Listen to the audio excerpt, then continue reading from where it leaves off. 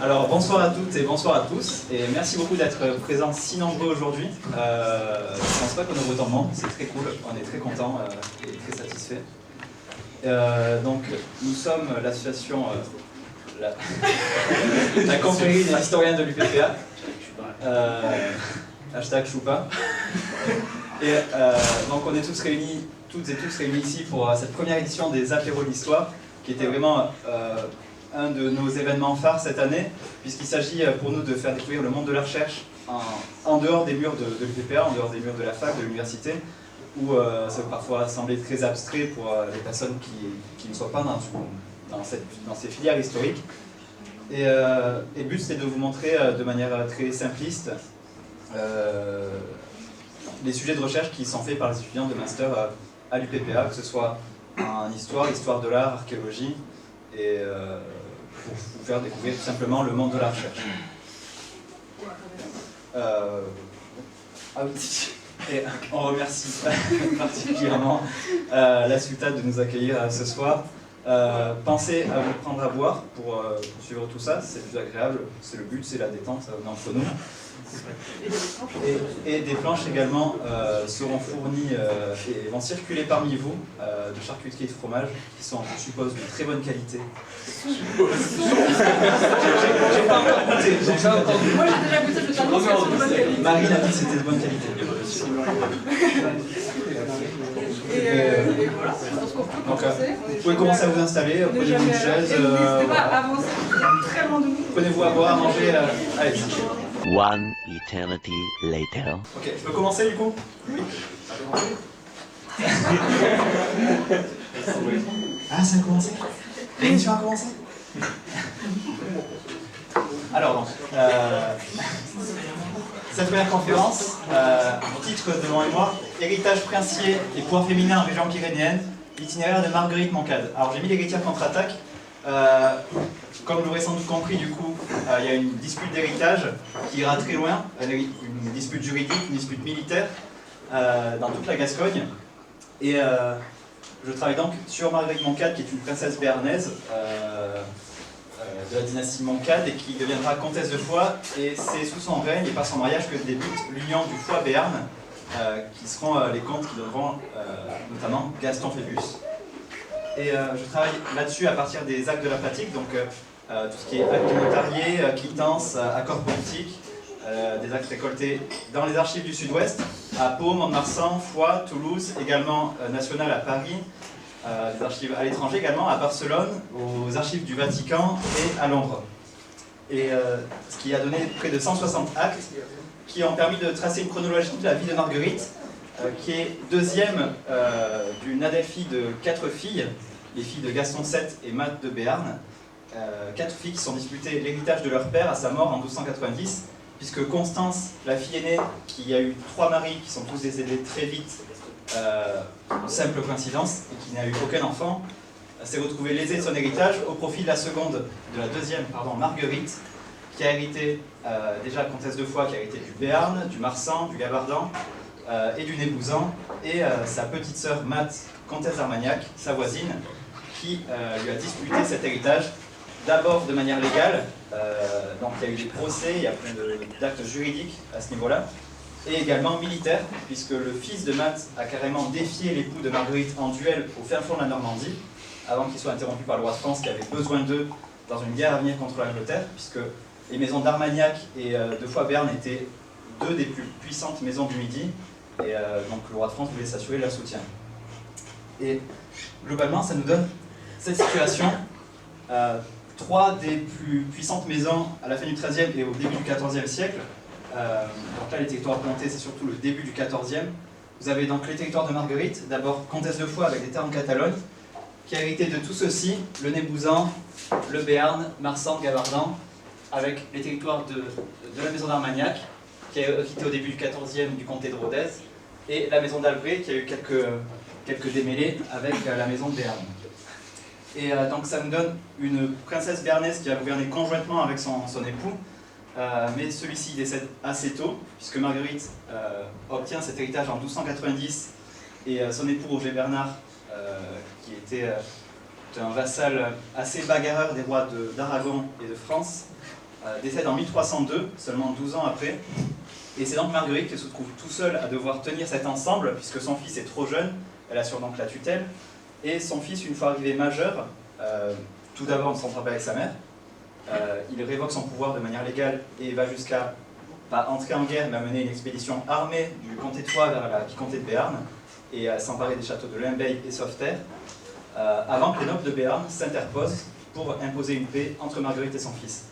Sauf que ce fameux fils, Gaston Ier, décède rapidement également, de maladie en 1315, et à nouveau, Marguerite se retrouve toute seule à devoir tenir les rênes de tout cet ensemble territorial, alors qu'elle est en guerre ouverte et larvée contre la maison d'Armagnac, et également contre la maison d'Albret, puisque vous voyez ici les limites en rouge du duché de Guyenne, donc qui dépendent du roi d'Angleterre indirectement, que Marguerite soutient militairement contre la maison d'Albret, ce qui lui vaudra quelques démêlés juridiques avec le roi de France. Et toute sa vie, jusqu'en 1319, Marguerite a de nombreux démêlés juridiques où elle essaie en fait de rechercher du soutien, tout d'abord en mariant ses enfants avec les grandes maisons voisines de Gascogne, et également par des missions diplomatiques qu'elle a fait mener par ses demi-frères auprès du pape Jean XXII, avec qui elle a une correspondance assez riche, qui est conservée encore, avec le roi de France, avec le roi d'Aragon, tout ça pour mettre des bâtons dans les roues en fait, de sa petite sœur. Et ça donne un conflit qui durera près de 100 ans en Gascogne, et qui s'achèvera globalement sous Gaston Phébus, même si des rivalités perdureront entre les maisons de Foix-Béarn et d'Armagnac.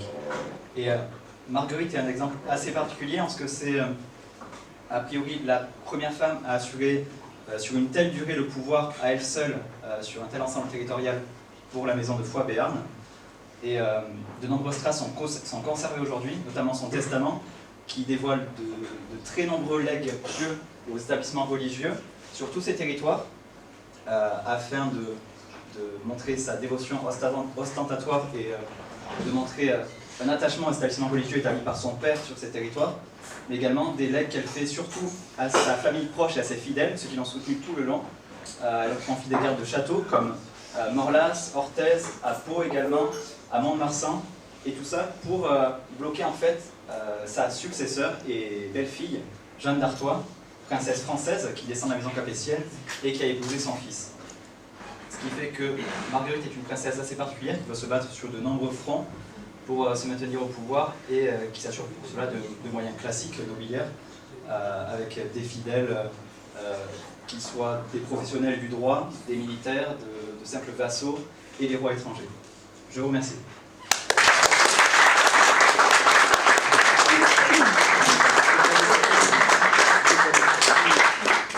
Donc du coup le principe c'est que si vous avez des questions sur des choses où vous voulez en parler, etc., bah, c'est que... J'explique une question parce que j'ai quand même pas mal abrégé.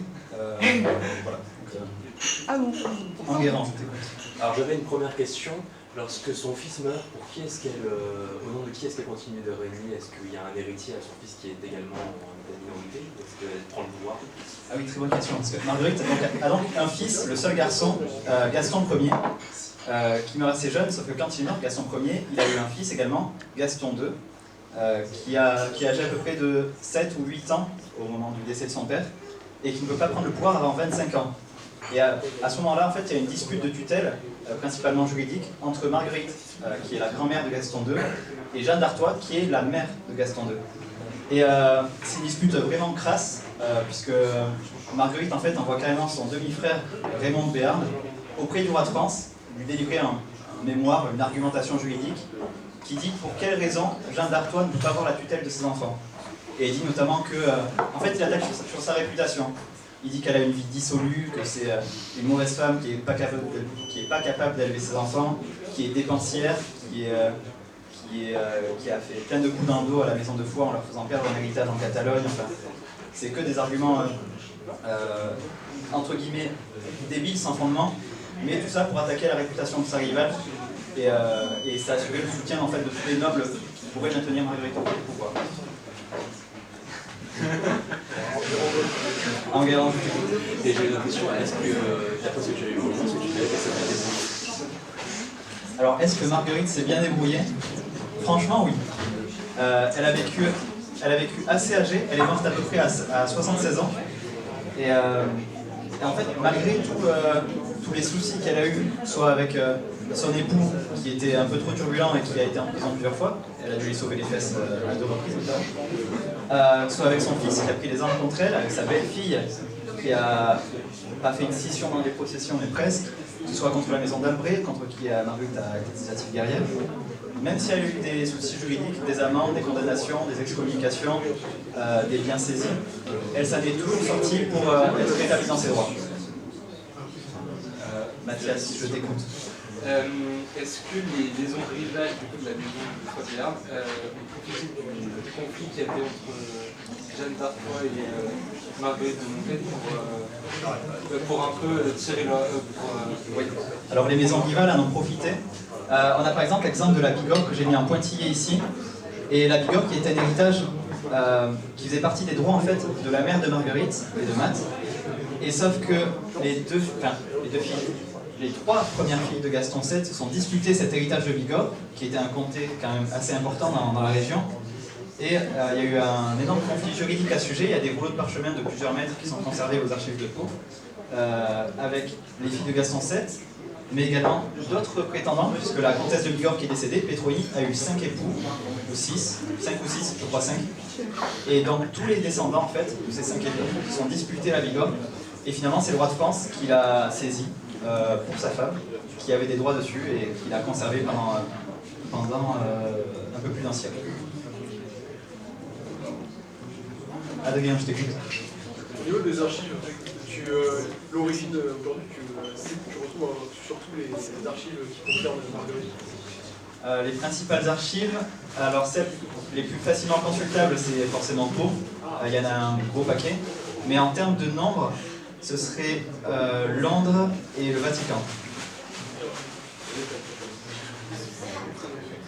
Oui, parce que du coup, ils allaient faire leur bataille juridique devant le roi d'Angleterre, mais pas sur le oui, alors en fait, normalement, il y a une grosse dispute à ce niveau-là. Est-ce que le Béarn fait partie du duché de Gascogne, donc de la cour du roi d'Angleterre, qui est à Saint-Sevé, ou alors du roi de France? Et selon les historiens et les auteurs, ça varie. Moi, je suis plutôt parti dans l'idée que le Béarn reconnaît vraiment implicitement, mais pas trop, qui dépend du duché de Guyenne, puisque autant Roger Bernard, époux de Marguerite, il rejoint clairement les Français, il fait la guerre contre les Anglais, alors que c'est le vassal du roi d'Angleterre, duc de Gascogne. Mais après sa mort, Marguerite, elle reconnaît vraiment implicitement la juridiction de la cour de Saint-Sevé, puisqu'elle s'y fait représenter régulièrement par des procureurs. Elle écrit très régulièrement au roi d'Angleterre pour lui demander de la défendre dans ses droits, puisque c'est ses devoirs en tant que souverain. Et donc, la question exacte, c'était devant quel roi, ouais. Marguerite, principalement, c'est devant le roi d'Angleterre à Saint-Sevé. On va passer à la présentation suivante. Je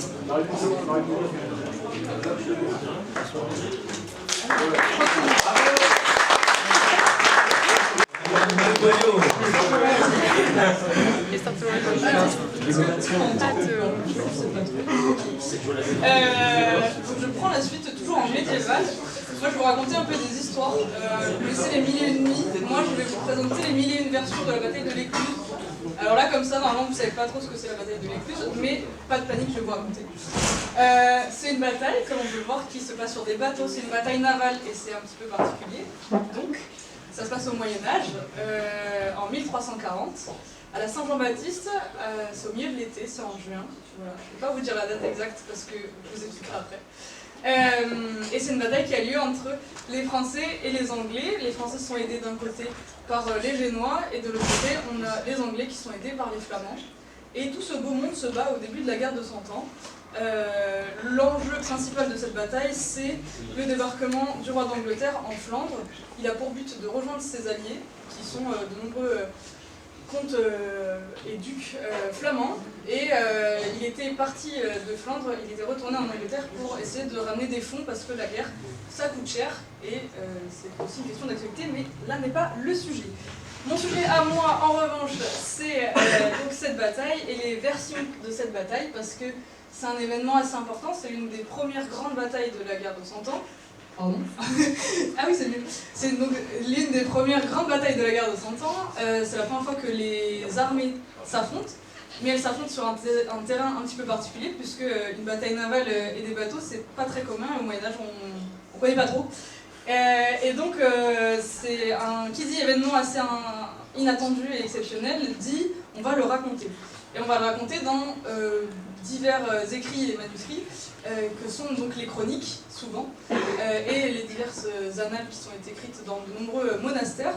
Et donc, on écrit plein de textes qui racontent le même événement, mais tous ces textes sont différents et donnent des visions assez différentes de la bataille. Donc, le cœur de mon sujet, c'est d'étudier tous ces textes, je l'espère un jour, mais pour l'instant en tout cas une majorité de textes qui parlent de cette bataille, de chroniques qui parlent de cette bataille, et d'essayer de déceler des différences, parce que selon que les auteurs soient français, anglais, flamand, italien, allemand, par exemple, on obtient des versions différentes. Certains annoncent beaucoup de morts d'un côté, d'autres beaucoup de morts de l'autre, forcément. Certains annoncent des causes de la bataille différentes. L'un même va jusqu'à annoncer une victoire. Ah oui, parce que je ne l'ai pas dit, mais c'est une grande défaite pour les Français. Une défaite qui reste un peu dans les mémoires quand même. Il faut savoir qu'à l'époque, donc, il n'y a pas de marine nationale au sens propre comme on l'entend aujourd'hui. Oui, je m'appelle Marine, je travaille sur les bateaux, c'est bon. Voilà. Et donc il n'y a pas de marine nationale vraiment à l'époque. Et c'est plutôt le roi qui a certains navires en sa possession et qui réquisitionne d'autres navires marchands qu'il transforme pour mettre des soldats dessus. Et cette bataille et la défaite française qui s'ensuit, la conséquence principale de cette défaite, c'est que du coup le roi de France n'a plus de pouvoir sur mer. Et il va laisser la possibilité au roi d'Angleterre de faire des allers-retours entre la Flandre, enfin, entre le continent et l'Angleterre assez facilement finalement. Et on va mettre, le roi de France va mettre plusieurs décennies, plusieurs siècles à se reconstituer une armada vraiment maritime assez importante, qui sera après pour la Renaissance beaucoup plus importante. Mais voilà, et donc à quel point il y a des versions différentes. C'est une grande défaite française, quasiment tout le monde table sur ce fait, sauf Jean d'Outremeuse, qui dans toute sa splendeur nous annonce que c'est une victoire, qui après avoir repris Jean le Bel en redisant que c'était bien une défaite française, etc., nous raconte sa propre version et dit dans ce cas-là que c'est une victoire française, que les Anglais ont qu'à aller se faire voir, et voilà. Donc c'est pour vous dire à quel point il y a vraiment des grandes différences. Je l'ai illustré avec deux enluminures qui racontent toutes les deux la même bataille. Vous pouvez voir d'un côté donc, une enluminure qui est dans les chroniques de Froissart, très grand texte qui détaille énormément, qui nous donne énormément d'informations sur la bataille. Donc c'est très précis, il y a beaucoup de personnages, on voit beaucoup de choses, il y a beaucoup de j'ai plus de blason, mais c'est pas les blasons. Beaucoup de drapeaux, pardon. On arrive à décerner les armes du roi d'Angleterre, les armes du roi de France, de Normandie, etc. Et de l'autre, ça raconte aussi la bataille de l'Écluse, mais c'est dans les grandes chroniques de France. Et là, on voit que clairement, l'enlumineur n'a jamais vu de bateau et n'a jamais vu de bataille navale, parce que clairement, ça se passe pas comme une joute, c'est pas possible. Voilà, donc c'est vraiment pour vous illustrer ça. Et j'ai bientôt fini, mais je vous ai préparé un tout petit tableau où j'ai comparé deux de mes textes sur quelques points pour vous montrer à quel point il y a des différences sur les versions possibles. Donc j'ai comparé le texte des grandes chroniques de France et une des chroniques du monastère de Meaux qui se trouve en Angleterre. Et on voit clairement que sur le nombre de morts, par exemple, c'est deux choses très différentes. Sachant que la chronique de Meaux, elle vient d'Angleterre. Déjà, il y a des choses à dire sur l'excès de morts français et le très peu de morts anglais, par exemple. 400 morts pour une bataille, c'est pas beaucoup. Pareil, sur le nombre de navires français, c'est beaucoup plus valorisant pour les Anglais de dire qu'ils ont réussi à détruire plus de 1200 navires, etc. De même, la flotte française, on ne dit pas trop qui sont les chefs, ça dépend de quelle version. Et puis, l'explication de l'issue de la bataille, les grandes chroniques de France accusent les amiraux de plusieurs vices et péchés, alors que la chronique de Meaux insiste sur la grande stratégie anglaise qui a permis aux Anglais de gagner. Donc voilà, le cœur de mon travail, c'est de comparer ces versions et d'essayer d'expliquer plus que de trouver la vérité vraiment, parce qu'en vrai, je serais incapable de vous dire combien il y avait de navires ou combien il y a eu de morts dans cette bataille.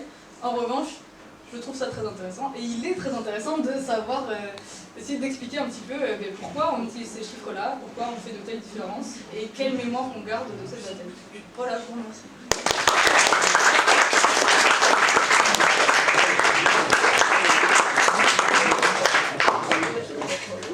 Si vous avez des questions.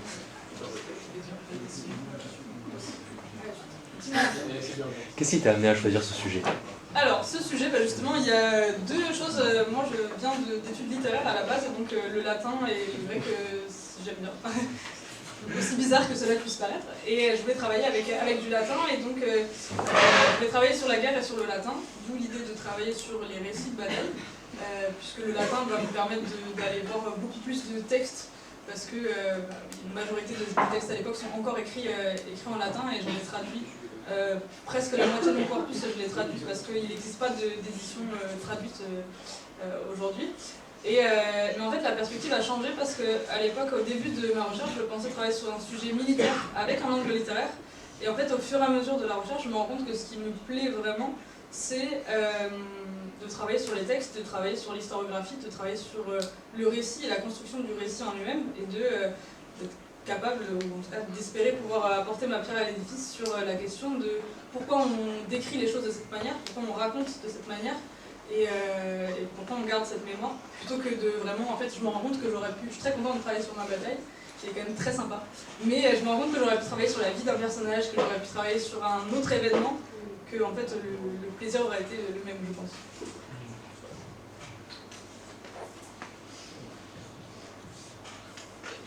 Si personne n'a d'autres questions, on enchaîne. Alors, je sais plus du tout ce que c'est.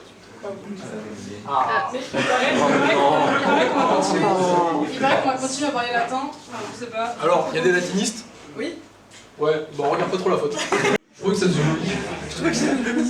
C'est pas trop le côté latin, c'est plus le côté esthétique. Donc, alors, de quoi va-t-on parler? On va parler de politique monétaire au IIIe siècle. Est-ce que c'est mieux sans micro ou avec? Avec. Avec? Bon, ok. Donc, on a une étude qui est centrée ici sur les dépôts monétaires en Aquitaine, donc une zone plus précise, pour être très précis même, entre la Garonne et les Pyrénées. C'est la zone de la Novème Populanie par la suite, à partir de la fin du IIIe siècle. C'est la zone des Aquitains, des vrais Aquitains. C'est des vrais Aquitains, parce que les Bordelais, au-dessus, c'est le nord. Donc c'est la zone que César définit comme l'Aquitaine ethnique. Donc, on va parler de thésaurisation, d'où le petit mot à la fin, thésauriso, pour les latinistes, ne regardez pas. Qu'est-ce que c'est déjà que la thésaurisation? La thésaurisation, c'est faire de l'épargne, on met de côté de l'argent. Alors pourquoi on met de côté? Et pourquoi on retrouve aujourd'hui des dépôts de plus de 28 000 monnaies comme on a derrière avec EOS? C'est la question à laquelle j'essaye de répondre aujourd'hui, enfin, avec mon mémoire, mais je vais essayer de vous expliquer rapidement l'intérêt de ces abats de monnaie. Puisqu'on a des numismates ici. Donc l'objectif c'est de comprendre comment les populations locales vont, à travers les dépôts monétaires, appréhender les réformes monétaires du IIIe siècle, parce que c'est un siècle qui est très riche. Pour revenir très rapidement sur l'histoire du IIIe siècle, on a des crises qui s'enchaînent. Alors la crise, on va éviter d'utiliser ce terme, on va plutôt dire des crises ponctuelles, très précises, dans l'ensemble de l'Empire. Enfin, dans l'ensemble. Dans les différentes provinces de l'Empire, c'est pas une crise unifiée où toutes les provinces de l'Empire sont en feu, on a les barbares qui arrivent, etc. Ça c'est la vision du XVIIIe, c'est Mommsen. On va essayer d'aller au-delà de cette vision, quelque peu catastrophique. Les dépôts, ils ont un intérêt, on a à un moment donné un enfouissement qui va nous donner précisément le nombre de monnaies et surtout quelle monnaie arrive quelle monnaie circule au XIIIe siècle. Pourquoi c'est intéressant? Parce qu'on peut déjà essayer de voir la circulation monétaire au IIIe siècle. La circulation monétaire, c'est quoi? C'est l'ensemble des monnaies qui ont cours, qui circulent à un moment donné dans l'Empire. Au IIIe siècle, on a l'apparition, donc c'est le début de mon... Alors, je n'ai pas mis les dates, c'est le début de mon mémoire, 215, Caracalla qui lance une monnaie, l'antonien. L'antonien, c'est quoi? C'est une monnaie c'est un double du denier, qui a pour but, dans les faits, de financer les guerres. Parce que l'Empire, il est partout. L'Empire, il est partout, mais en même temps, il n'a pas assez pour financer les troupes sur l'ensemble des limes, des frontières. Et donc, Caracalla va, à la suite de l'ensemble des évaluations du denier de la fin du deuxième avec les Antonins et du début du troisième avec Septime Sévère, il va lancer en 215 une monnaie radiée. Alors, je crois pas que j'ai mis de... Non, pas mis d'image. Mais on arrive à les voir derrière, on arrive à voir, je sais pas si vous arrivez à voir derrière, des petites couronnes radiées, on les a ici notamment. Des couronnes radiées, donc c'est vraiment un trait avec des pics. C'est très compliqué, tout le nom couronne radiée. Et cette monnaie, donc, il y a un problème, c'est que sa valeur faciale c'est 2 deniers, sa valeur intrinsèque c'est 1,5 denier. Vous allez me dire, on s'en fiche. Dans les faits, aujourd'hui, notre monnaie, votre billet, il vaut pas, votre billet de, je sais pas, de 10 €, il vaut pas 10 €. Normal, on est dans une société qui a confiance dans l'autorité émettrice de la monnaie. À l'époque, c'est pas la même. À l'époque, votre denier vaut 1 denier parce qu'il est composé intrinsèquement d'une valeur qui lui est propre. Autrement dit, un denier vaut 1 denier en argent. Pour faire très simple. Arrive la réforme de Caracalla, ça explose tout. Ça explose tout le système monétaire à partir du début du troisième, et ça va aller de pire en pire jusqu'à la réforme de 294 de Dioclétien. Je dis ça sous l'égide de Léo, normalement ça devrait aller.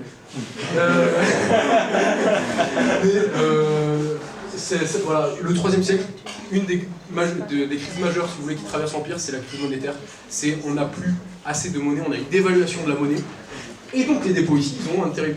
On a quelques monnaies qui vont être créées, l'Antonien notamment, l'Aurelianus à partir de 274, on a d'autres monnaies qui vont arriver. Mais est-ce que ces monnaies, si vous voulez, elles arrivent en Aquitaine? Nous, donc c'est dans notre cadre, comme je vous l'ai dit tout à l'heure, c'est l'Aquitaine entre, encore une fois, Garonne et Pyrénées.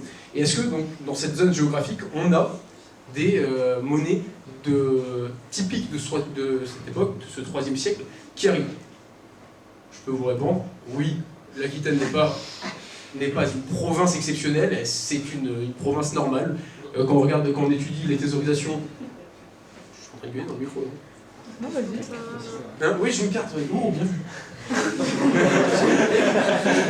Non, mais c'est lui qui a fait le capot. Waouh. Waouh. Merci Marie. Très simplement, alors je n'ai pas les talents de sigiste de Laurent ou d'autres personnes ici qui font de très belles cartes. C'est illisible. Non, je pense qu'à peu près personne peut comprendre. J'ai essayé de vous faire un truc à peu près lisible. Mais bon, vous comprenez qu'on est entre la Garonne et les Pyrénées, qu'on a des dépôts ici. Les dépôts verts, c'est ceux qui sont étudiables, c'est-à-dire où on a toutes les informations, on a les monnaies. J'ai une gradation quand même de l'étudiabilité, c'est un terme qui ne se dit pas, mais c'est plus compréhensible, de l'étudiabilité des dépôts. Grosso modo, à partir du moment où j'ai les monnaies par empereur, j'ai peut-être pas les titres monétaires, ça je ne pourrais pas vous dire si c'est, je sais pas moi, je sais rien, possiblement, mais un Solimuito, je pourrais pas vous dire si c'est un Solimuito, parce que les 3 quarts du temps, c'est des monnaies qui malheureusement, c'est des dépôts qui ont été retrouvés au 19e. Au 19e, leur problématique c'était plus, est-ce que ça vaut le coup de refondre ces monnaies pour garder l'argent, ou est-ce qu'on les étudie, on les balance chez le docteur du coin, qui est le savant local, et peut-être qu'on va avoir, on va s'embêter, on va lui donner les monnaies, il va faire un inventaire du dépôt.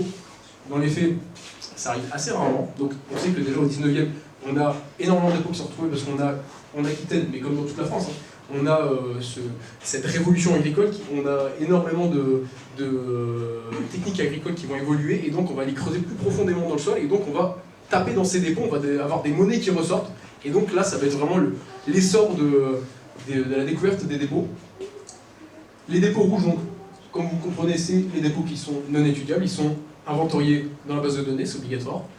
On doit dire qu'on a quand même des dépôts qui ont été retrouvés, mais on n'a aucune information qui permette l'étude du dépôt. On nous dit juste, grosso modo, il y a tel empereur qui est retrouvé, on n'a pas le nombre, on n'a rien. Bon, on évite de l'intégrer, c'est mieux. Comme vous pouvez le voir, donc, ces dépôts, on a 73 dépôts. Il en manque un, je ne l'ai pas mis tout à l'heure. Un nouveau qui est en cours d'étude, mais au niveau de Nantin, donc pour ceux qui connaissent, à côté de Tarbes. Mais aujourd'hui, sur cette carte, on a 72 dépôts qui sont inventoriés. 72 dépôts, dont un peu moins de, grosso modo, la moitié qui sont étudiables. Aujourd'hui, donc, comme je vous l'ai dit tout à l'heure, on reste rien de nouveau sous le ciel aquitain, on reste dans la droite lignée des provinces romaines du IIIe siècle, et je crois que c'est déjà l'heure malheureusement. Mais ces dépôts, voilà, pour faire très simple, aujourd'hui, ils permettent de proposer une étude des politiques économiques, mais surtout monétaires, de voir comment on a eu des dévaluations, comment on a eu... alors, pour étudier les dévaluations, le mieux c'est d'étudier les titres, donc la part de chaque métal dans la monnaie. Le problème c'est que ça coûte cher. Je ne sais pas si vous savez, si vous êtes au courant, mais la recherche aujourd'hui, le budget c'est un peu compliqué, donc on reportera ça pour un autre jour. Mais idéalement, tous ces dépôts, il faudrait faire une étude archéométrique, donc c'est-à-dire on vérifie la part de tel métal d'argent par exemple ou d'or. Le problème c'est que c'est 500 € là à peu près l'étude pour chaque monnaie, et on a 37 000. Bon, si vous avez du budget, si c'est donc jamais, je prends. Voilà, merci à vous. J'ai une question.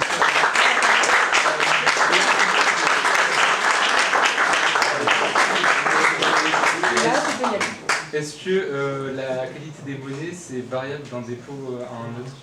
Complètement. Là, le dépôt de Saint-Lézé, pardon, j'ai dit Dantin, c'est de Saint-Lézé, qui est en cours d'étude là. Ce dépôt, c'est plus de la moitié, ce sont des imitations. Alors au IIIe siècle, justement, on a, pour faire très simple, comme je vous l'ai dit, on a des dévaluations, on a un manque de numéraire qui arrive et qui en fait empêche le libre cours de la monnaie dans l'Empire. Et à cela, on va avoir des réponses locales. On va avoir de la frappe illégale, donc en fait c'est de la fausse monnaie. On va avoir des faux monnayeurs qui vont chez eux dans la cave, ils vont commencer à couler des monnaies. On rigole, mais c'est vrai. Vous creusez un trou, vous mettez une empreinte de monnaie et ça va faire un truc ignoble, ça se reconnaît. Et ça fait un truc ignoble, et avec souvent c'est du cuivre, et dessus vous mettez une petite pellicule d'argent pour dire regardez, c'est une belle monnaie en argent, et après vous la balancez dans la circulation, ça fait une monnaie fourrée qui est ignoble et qui pollue tous les dépôts. Alors, Léo, je vais t'interroger. J'ai une question. Tu as parlé de la crise du IIIe siècle. Ok, y arriver. Je voudrais savoir vers quand tu définis la fin. Comment tu définis les frontières de la Nouvelle-Populanie? Les frontières, c'est très simple. Les frontières de la Nouvelle-Populanie, c'est très simple. Pyrénées et Garonne. Mais où dans les Pyrénées? Ou dans les Pyrénées. Et tu cherches la cime des montagnes et t'as un super Et pour répondre à ta question, les dates. Alors, grand débat historiographique. Est-ce qu'on doit mettre à... Bon, celle du début, c'est à peu près tout le monde est d'accord, c'est vers Alexandre. Ça fait... Certains vont le mettre à Commode, certains vont le mettre à Caracalla. Caracalla, pour ceux qui ne connaissent pas, je pense que tout le monde connaît à peu près ici, c'est celui de Gladiator 2. Pour sa vie, vous prenez tout ce qui est dit dans Gladiator 2, vous l'enlevez, et après vous avez à peu près la vie de Caracalla. Mais ce qui est intéressant souvent, et c'est là où il y a un vrai débat historiographique, c'est sur la fin, je pense que c'est là que tu voulais mener le débat, sur la fin de cette crise. Alors certains vont dire 294, Dioclétien, Dioclétien il a résolu, on va plus attendre les Constantiniens. Je ne dis pas de bêtises, Léo, c'est bon, je ne tue pas, c'est bon.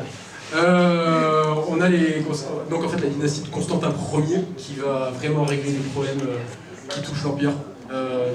294 c'est vraiment le 18e qui va te dire, on a le héros qui va arriver, alors, même dès 274 pardon, avec Aurélien, et 294 avec Dioclétien, dans les faits, attend plus le début du 4e. Léo, je t'écoute. Alors si tu me poses une question sur les titres monétaires, je t'invite à aller voir Laurent Caguirin. On posait juste la question sur, je ne sais pas si c'est la statistique de combien il y a de monnaie au total et combien il y en a qui sont étudiables. Alors, je vais te dire, attention, je les ai notés. J'avais écrit de base un texte parce que je voulais faire un truc propre. Bon, c'est parti un peu en caca. J'en ai 39 517 monnaies qui sont inventoriées, donc vraiment avec l'empereur dessus. Derrière, combien sont étudiables? Si pour toi l'étudiabilité, le facteur d'étudiabilité. Si tu additionnes tous les dépôts, combien il y a de 39 000. 39 000 qui sont étudiables et qui sont étudiables aujourd'hui que je peux palper dans le... Allez, plus de 28 000 déos, tu dois en rajouter 4 000 qui sont étudiables au total aujourd'hui. Et dedans, dans les 4 000, tu en as 2 000, 3 000 qui sont dans des musées, les musées qui répondent pas, qui n'ont pas envie, qui ne savent même pas s'ils ont fait de leur collection numismatique. Donc, pas beaucoup. Et aussi les proportions des différents métals ou des différents types de métaux. C'est-à-dire, alors, il y a combien d'antimonien, combien de. Oh là, attends. Je l'ai pas mis dans des mots. En plus, tu mens, tu sais très bien, je l'ai mis à EOS. J'avais mis à EOS. Je l'ai pas mis là parce qu'on devait faire un truc assez rapide. Mais sans dire de bêtises, on a plus de 3000 deniers. Sur les 39 000, on a plus de 3000 deniers, on a à peu près 30 000, 35 000 antoniniens, et le reste, c'est des monnaies de bronze. Les oreilles, c'est moins de 500 oreilles. Donc les monnaies oreilles, c'est monnaie d'or. C'est énorme, hein. Mais en fait, les 3 quarts, c'est Bordeaux déjà. C'est le dépôt de Bordeaux. Moi, j'avais une question, mais je n'ai pas eu de réponse à la question. Pourquoi ils thésaurisent? Ah oui, pourquoi ils thésaurisent? Alors justement, aujourd'hui, là, c'est la question de cette année. Pourquoi ils thésaurisent? Parce que, alors il y a plusieurs pistes. On a Adrien Blanchet en 1900 qui publie un ouvrage sur les trésors monétaires. Le titre c'est Trésors monétaires et invasion barbare. C'est beau. Ça en jette quand c'est dit comme ça. Après, par contre, quand tu regardes, méthodologiquement, ça pose problème. On regarde, on a quelques, pour vous dire très simplement, on a quelques invasions barbares, on le sait parce qu'on a retrouvé à, je ne pourrais pas prononcer ce nom allemand, Offenbach, je sais pas comment ça se prononce. Au niveau en fait c'est sur le Limes, c'est sur le Rhin, on a retrouvé dans une épave de navire sur le Rhin, et les épaves c'est pour Hugo, on a retrouvé sur une épave des feuilles votives. Alors les feuilles votives c'est quoi? C'est des feuilles en argent ou en or, où dessus étaient gravés des noms aquitains. Donc on sait qu'ils étaient à peu près à Saint-Bertrand-de-Comminges. Saint-Bertrand-de-Comminges, vous voyez le petit coin? C'est en bas à droite, c'est là. Donc on sait déjà qu'ils sont venus par ici, on sait qu'ils sont partis en Espagne, en Hispanie, vers 270-280, parce qu'ils ont pillé une bonne partie de la côte espagnole. Alors nous, au niveau de Pau, les sources archéologiques, pas beaucoup de résultats sur les pillages, en tout cas aujourd'hui. Il n'y a pas grand chose sur les pillages, et donc la piste des pillages elle est assez étonnante. Par exemple pour le trésor des os, 28 000 monnaies, plus de 28 000 54 monnaies, c'est énorme, qui sont thésaurisées, au niveau des os. Pourquoi ça a été thésaurisé? Celui qui a étudié le dépôt, Dieu l'a fait, Francis Dieu l'a fait, il dit, pour lui c'est plus lié à l'imposture de Posthume, un petit bordelais qui se prend des envies d'empire, qui crée l'empire gaulois, enfin des Gaules. Mais dans les faits, en fait, aujourd'hui, c'est vraiment la question pourquoi on thésaurise, pourquoi tu as des gens qui ont balancé 28 000 monnaies ou même 1000 monnaies dans le sol. Il y en a qui vont me dire c'est parce qu'il n'y a pas de banque. Dans les faits, on a des systèmes de temps, oui. On a des systèmes bancaires en drôle qui dit qu'il y a des systèmes bancaires des sortes de proto-banques. Mais dans les faits, c'est une bonne question. C'est la question directrice du mémoire. Aujourd'hui, c'est beaucoup d'hypothèses, mais pour l'instant, rien n'est prouvé en fait. C'est bon? 2000 years later. Et comme vous pouvez le voir avec cet odieux jeu de mots, on va parler de foie graillé. Voilà. Et donc, pour pas passer à 1200 heures sur qui sont la famille de foie graillé et tout ça, je vous présente un super arbre généalogique de ma confection dans lequel on se perd pas du tout. Donc vous pouvez voir Gaston III, Phébus, qui est bien connu ici, son successeur, Mathieu, et la sœur de ce successeur, qui va venir à la suite de Mathieu qui meurt assez tôt, au bout de 7 ans, qui est Isabelle. Et Isabelle, contrairement au comte de Foix depuis Gaston Phébus, elle n'est pas des plus neutres parce que Isabelle de Navaille, à ce moment-là, comme elle est connue, avant de devenir comtesse de Foix, elle est mariée à Archambault de Grailly, que vous pouvez voir juste à côté, qui est captal de Buch. Buch, donc la thèse de Buch, tout ça, vers Bordeaux, et qui est donc un officier anglais. Bon, ça amène à des problèmes avec le roi de France, notamment, et moi je m'intéresse aux 5 fils que vous pouvez voir juste en dessous pour voir du coup non pas leur vie simplement, mais surtout les alliances qu'ils ont et les relations qu'ils ont entre eux. Donc ces 5 fils, je vais en parler très rapidement. Dans leur rôle, on a tout d'abord Jean. Alors Jean, c'est d'abord assez intéressant parce que pendant tout ce qui se passe avec le roi de France entre 1399 et 1402, il est envoyé à la cour de France, pareillement que son frère Gaston. Et puis après ça, il va un petit peu alterner dans toutes ces alliances. Il va devenir vicomte de Castelbon dès 1402, donc, qui est en Espagne. Donc pour ça, il va aller notamment se battre aux côtés du roi d'Aragon en Sardaigne. Il devient lieutenant général du Languedoc pour le roi et les Bourguignons. Il se bat pour les Bourguignons, il se bat un petit peu pour les Armagnacs, mais beaucoup moins. Il se bat pour le roi de France, mais il entretient quand même des bonnes relations avec l'Angleterre. C'est un personnage qui a des alliances extrêmement polyvalentes, ça se voit notamment dans ses alliances matrimoniales. J'en ai mis que 2 ici, et on remarque qu'il a un certain intérêt pour les dames qui s'appellent Jeanne, parce que sa première épouse est donc Jeanne de Navarre, l'héritière de Navarre, qui ne lui donne pas d'enfant et qui meurt en 1413, donc juste après que Jean soit devenu comte de Foix. Parce que oui, il devient comte de Foix à la mort de son frère. Voilà, donc en 1412. C'est les dates qu'il y a. Les dates qu'il y a, c'est pas les dates de vie et de mort, c'est les dates de règne. Ça ferait un petit peu court pour certains. Ensuite, on a Jeanne d'Albret, avec qui il a donc sa descendance. Jeanne d'Albret, à ne pas confondre avec la mère d'Henri IV, fille du connétable d'Albret.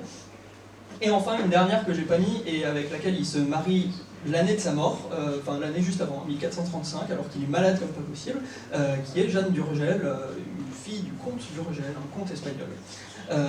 Donc je vais passer sur les autres frères parce que je vais passer assez de temps sur Jean. Gaston, donc lui aussi il est envoyé à la cour de France et puis après il devient captal de bûche à une date qui est assez brumeuse on va dire, notamment parce que on pense que c'est son père qui lui a donné au moment où il revient de la cour de France en 1402, et puis en fait il lui redonne dans le testament en 1412. C'est des choses à éclaircir, comme j'ai dit, les recherches sont beaucoup moins abouties, parce que ça fait 3 mois que j'y suis seulement, pour rappel. Archambault, le 3e fils qui porte le même prénom que son père, un très beau prénom, lui il devient sire de Navaille par testament, il reprend les titres de sa grand-mère, qu'on voit là-haut, sa grand-mère maternelle, Géraude de Navaille, et c'est pas ça le plus intéressant, c'est que lui, il est envoyé à la cour du duc de Bourgogne, et il est tellement pour les ducs de Bourgogne que c'est le seul de la suite du duc de Bourgogne qui meurt avec Jean sans Peur sur le pont de Montereau quand Jean sans Peur se fait assassiner en 1419. C'est lui qui se jette dans la foule avec son épée et qui se fait aussi tuer par Tanguy du Châtel. Et ensuite, cet ordre-là, le premier c'est Jean, le deuxième c'est Gaston, le troisième c'est Archambault, il est sûr et certain validé par les chroniques et les testaments, mais il y a un petit micmac, les chroniques présentent Pierre comme le dernier fils et Matthieu comme le 4e, alors que les testaments, comme là je l'ai représenté, représentent Matthieu comme le dernier fils et Pierre comme le 4e. Petite gymnastique. Alors là encore, il va falloir que j'approfondisse ce sujet-là, parce que j'ai des suppositions sur le fait que le dernier fils soit souvent envoyé dans une carrière religieuse, comme c'est le cas ici pour Pierre, qui devient cardinal, qui devient évêque de l'Escar, qui devient archevêque d'Arles, bref, il combine un petit peu toutes les positions qu'il peut avoir. Il prend notamment une place extrêmement importante au concile de Constance, qui est le concile qui est fait pour rétablir l'unité de l'Occident, après le grand schisme d'Occident, où il y a un pape en Avignon, un pape à Rome, un pape en Aragon, Benoît XIII. Et bien Pierre, il arrive et il dit on va élire un nouveau pape au concile de Constance. Voilà, il pousse à l'élection du pape Martin V qui va réunit la chrétienté occidentale. Et enfin, Mathieu de Comminges, alors lui, c'est un cas particulier. J'ai une ligne de Claudine Payès qui n'est pas sourcée et qui dit qu'il était présent sur le pont de Montereau. On sait qu'il est pro-bourguignon aussi, pourtant il est comte de Comminges, qui est une place forte armagnac, les Armagnacs se battent pour ça. Il est comte de Comminges par mariage. Je vois le nom de la tête.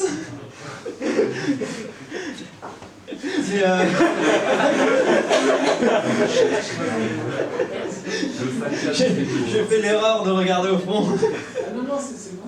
Voilà. Mais du coup, il devient comte de Comminges en se mariant à Marguerite de Comminges et en l'enfermant dans son château. Un chic type. Et du coup, lui aussi, c'est pareil, il aurait été présent sur le pont de Montreux. Pourquoi ce sujet? Très simple. Au départ, je voulais faire un sujet sur les enfants illégitimes en Foix Béarn. Et en fin de compte, ma directrice de mémoire, Madame Lemazou-Duplan, m'a dit ceux pour lesquels on a des informations, tout a été fait. Et sinon, on n'en a pas d'autres. Il y en a 5 qui ont été découverts et on n'a que leur nom. Et c'est par Laurent qui est passé en tout premier. Et en fin de compte, on a un petit peu plus que leur nom, mais ça allait être trop compliqué à faire sur simplement 2 années de master. Et pour ce qui en est des sources que j'utilise, je suis plus sur des actes de la pratique, notamment donc sur testament, alliance, mariage, un petit peu de livre de compte pour savoir qu'est-ce qui a été offert, qu'est-ce qui a été mis en place pour des mariages, notamment pour voir les différences de traitement de faveur entre les fils. Et je suis un peu aussi sur des chroniques, même si les chroniques sont assez maigres. J'utilise notamment la chronique de Michel de Bernis qui dit pas grand chose sur Jean, et encore moins de choses sur ses frères. Et la chronique d'Escarrier et Miège-Ville qui, elle non plus, Jean, c'est une page et demie. Voilà.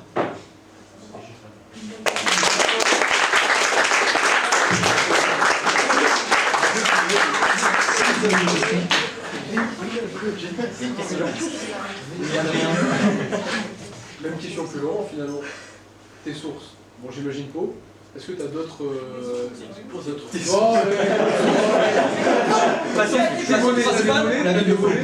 T'as des monnaies? Non, c'est pas ça. Tes sorties d'archives. Comment en avoir des monnaies? Aujourd'hui, tes archives. La localisation des archives.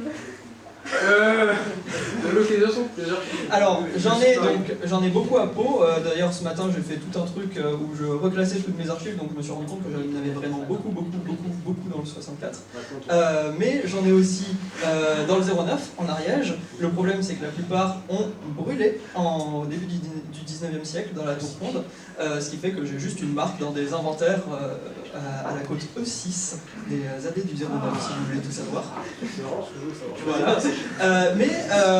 En fait, le fait qu'on ait autant de camps différents, ça fait que, par exemple, Archambault, on a des sources, on a des écrits sur lui, et notamment sur le rapatriement de son corps, parce qu'il se fait enterrer avec Jean sans peur à la Chartreuse de Chambol.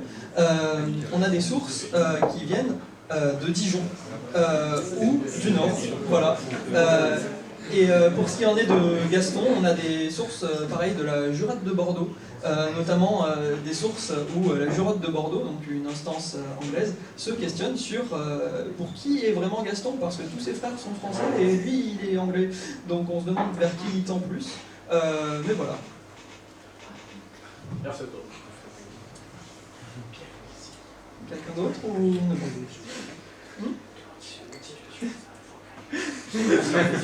Oui. Rapidement vérifier, la source de Claude Payès, c'est pas une question, c'est une remarque. Claude Payès, quand elle dit qu'il est à Montreux, je pense que c'est ça de Charlie Boulet qui a fait l'histoire des contes de Comminges. On va regarder là-dedans. Très bien. Et elle a fait une très rapide recherche Google Books. Je pense qu'elle a mal compris ce qu'elle dit. Ok, très bien. Parce que ça fait 1 mois et demi que je suis sur le cas où je cherche, j'ai lu Schnerb, j'ai lu un petit peu tout le monde sur l'assassinat de Jean sans peur. Je pense qu'elle a mal lu parce que j'ai trouvé personne. Son frère est en grâce à son attitude après cet événement, il lut le début. Oui, la phrase est étrange et elle fait poser plein de questions. Voilà. Voilà. Voilà. C'est pour ça que je la tête et pas ouais. Ok, très bien. Ça me rassure. Merci. Et enfin, j'ai vu une main, mais peut-être qu'elle s'est baissée. Parfait. Rien d'autre? Je suis pas tonne.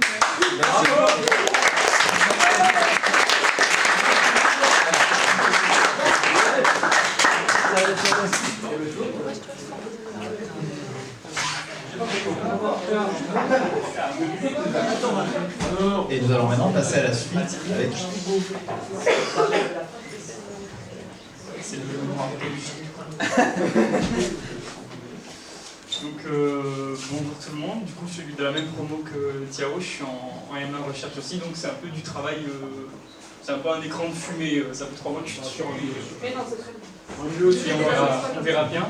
Et du coup moi je travaille, bon je vous ai pas mis le titre complet de mon mémoire parce qu'il est à rallonge et c'est en fait moi je travaille sur ce que Laurent Gallegara adore appeler la péninsule de Tingitane. C'est cette toute petite excroissance qui marche avec Tanger et qui fait en fait l'espèce de porte de fin de la Méditerranée jusqu'à très très longtemps le bout du monde aussi.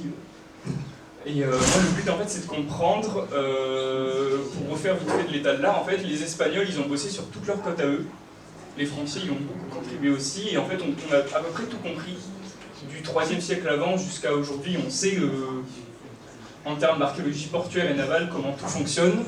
Et la question était en fait de faire ils font toujours un parallèle à peu près symétrique de si ça marche comme ça au nord, le sud du détroit il doit fonctionner pareil, ça doit juste pas être les mêmes noms de ports. Et moi la question c'était vraiment de comprendre comment techniquement en fait cette espèce de petite péninsule, elle fonctionne par elle-même et elle fonctionne en lien peut-être soit complètement avec l'Espagne ou en s'ouvrant directement plus sur le détroit. Les principales questions que moi je me suis posées, c'est déjà en fait, de comprendre le rapprochement entre l'installation d'un port. Est-ce que c'est dû en fait à l'arrivée de bateaux? Est-ce que c'est au moment donné en fait, où les bateaux arrivent qu'on commence à créer des installations? Et quand l'architecture navale évolue, qu'on commence à construire de plus en plus gros et d'avoir de plus en plus de bateaux, est-ce qu'on cherche à améliorer donc, ces installations ou est-ce qu'on les laisse comme ça et on essaie de fonctionner avec plus de ports que des ports de meilleure qualité. À défaut d'avoir des vraies réponses à toutes mes questions, je voulais faire un petit état sur, entre guillemets, un peu toutes les sources que j'ai été voir là pendant 3 mois pour essayer de comprendre ça. La première vraie source sur laquelle je me suis intéressé, c'est vraiment un énorme corpus cartographique remonté des cartes premières cartes archéologiques du protectorat, et de revenir en arrière jusqu'aux portulans médiévaux, portugais, espagnols, néerlandais, français, et après jusqu'au traité géographique grec, pour comprendre en fait comment on décrit cette petite bande de terre qui fonctionne beaucoup par voie maritime. On a, sur cette partie-là, on n'a aucune route jusque pendant très longtemps. L'itinéraire d'Antonin décrit rien du tout. Il y aurait peut-être un chemin qui part de Tanger et qui redescend vers le sud. Et il faut attendre vraiment les invasions portugaises et espagnoles pour qu'on vraiment mette en place des routes. Il faut imaginer qu'en fait, c'est une vraie question, est-ce que tout fonctionne par voie navale ou est-ce qu'on a un autre moyen de communiquer? Mais c'est vraiment de comprendre ces points forts là qu'on voit, c'est pour ça que j'aime bien cette carte-là, entre Azila, Tétouan, Ceuta et Tanger. Comprendre en fait ces 4 grands pôles et comment ils s'articulent pour faire fonctionner cette péninsule. Je me base beaucoup sur du mobilier archéologique. Le problème c'est que je travaille au Maroc et que c'est de plus en plus compliqué en fait de travailler sur des sources là-bas. C'est pour ça que je prends une échelle un peu, une vision un peu plus extérieure à mon sujet. J'essaie de compiler toutes les sources sans vraiment avoir à aller sur le terrain pour éviter de compliquer les choses avec un dédale administratif pour avoir accès aux collections et aux sites.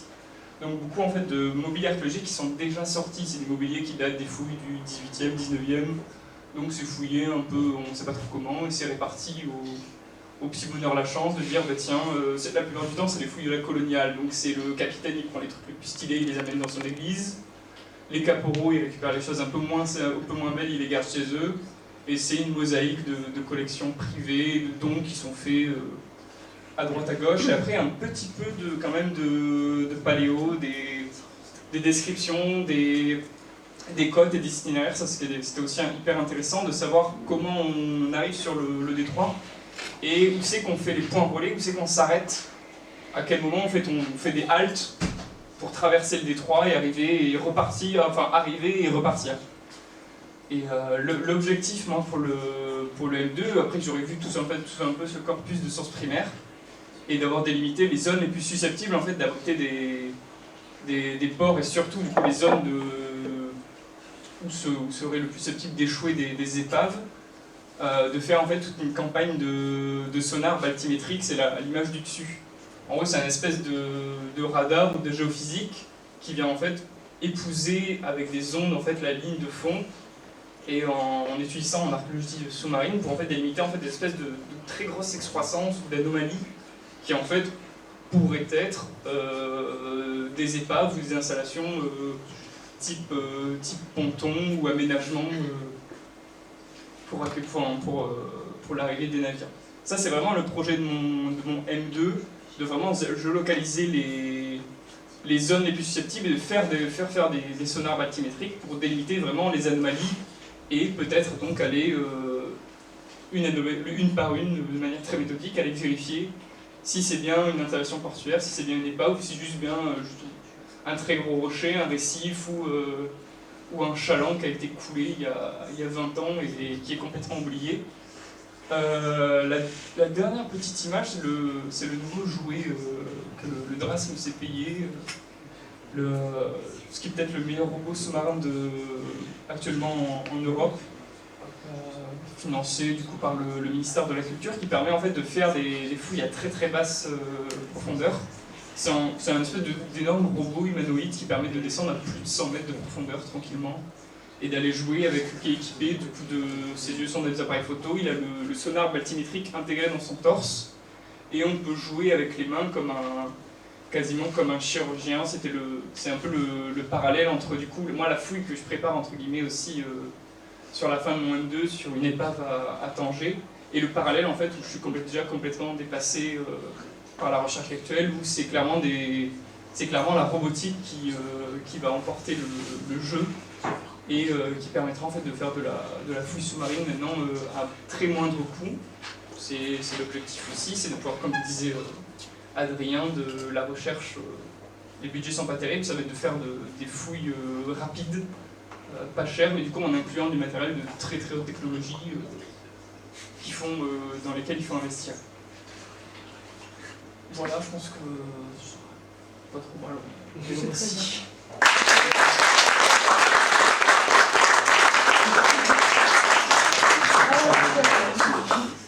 Petite question pour toi, alors deux questions même. Déjà, tu as parlé tout à l'heure c'était très bien. Mais l'étape que tu nous as parlé, c'était très bien. Et le bandage chronologique, c'est ma principale ligne de conflit avec Laurent Calégarin. C'est que ah oui. Ouais, donc on change d'avis un peu tous les 2 jours, tous les deux. Et là, pour l'instant, on est sur en fait, le moment où les Romains et les Carthaginois en fait, commencent à s'intéresser au détroit pour financer la Seconde Guerre punique. Donc on serait aux alentours, au début, on commencerait en 208 avant. Et moi, j'aimerais bien tirer jusqu'en fait, au moment où les Portugais et les Espagnols se mettent d'accord pour envahir tout le Maroc.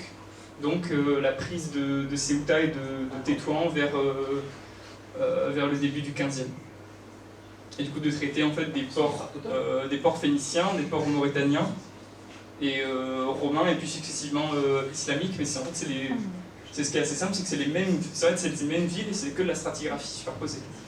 Et pas de création ex nihilo passée au buste.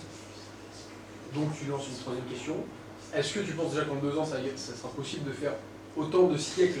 Parce qu'on voit des exemples de thèses, même des thèses sur 8 siècles, déjà c'est compliqué. Est-ce que tu penses, je sais pas du tout, vraie question. Non, là c'est sur ce qu'on bataille, c'est qu'en fait, entre le 5e et le 14e, il n'y a qu'un seul site qui se rajoute au corpus.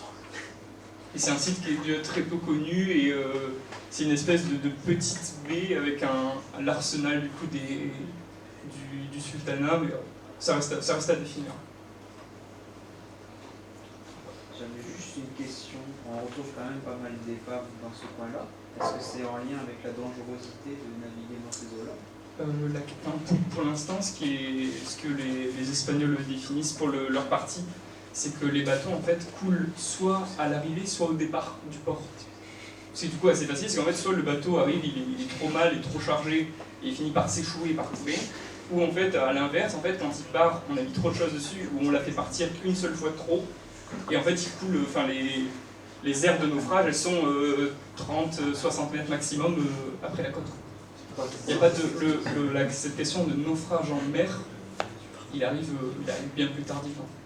C'est des eaux assez cool et là en fait ça vaut pas le coup, mis à part la traversée entre du coup Tanger et du coup et Tarifa en fait, où il y a juste 14 km à faire en pleine mer.